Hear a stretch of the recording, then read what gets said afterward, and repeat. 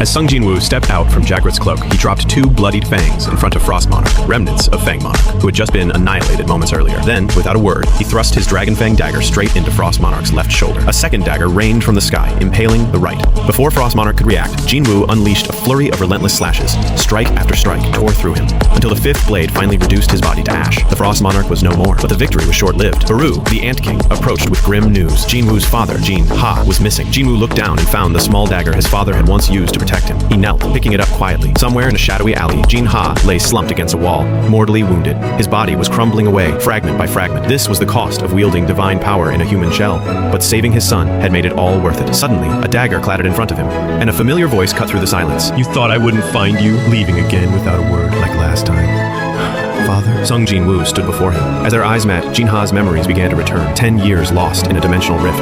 Once a hunter, now a vessel for divine power. After failing to escape a dungeon in time, he'd been found by the Dominators, beings of light, who gave him the shining power, and sent him back to Earth with one mission: stop the Monarchs. Kill the Shadow Monarch before he awakens. But when he returned, he realized the Shadow Monarch was his son. He couldn't do it. He couldn't lift a hand against Jinwoo. Even knowing what was inside him, all he could do was watch from the shadows, protect him from afar. That massive portal holding the first Monarch, he brought it to Earth. Over time, even the Dominators began to fracture in belief, and the brightest among them gave him a new order: protect the Shadow Monarch. To stop the coming war, they needed a fully awakened Jinwoo. He was humanity's only hope, so Jin Ha risked everything, stalling for time so his son could be reborn. Now, collapsing from divine erosion, he struggled to stay conscious. He didn't want Jinwoo to see him like this, but he was grateful he could protect him in the end. With tears in his eyes, he whispered, "Have you ever hated me?" Jinwoo answered softly, "I have, but only sometimes." Jin Ha's heart sank, and he muttered, "I regret not being there, watching you grow up." But then Jinwoo spoke again. "When I became a hunter, when I came back from near death, when I saw Mom and Jin Ha again, I always thought of you. That's when I hated you, but that's also when I missed you." Jin Ha's eyes, once hollow, now shimmered with clarity. Tears streamed down Jin Ha's face. I missed you every day.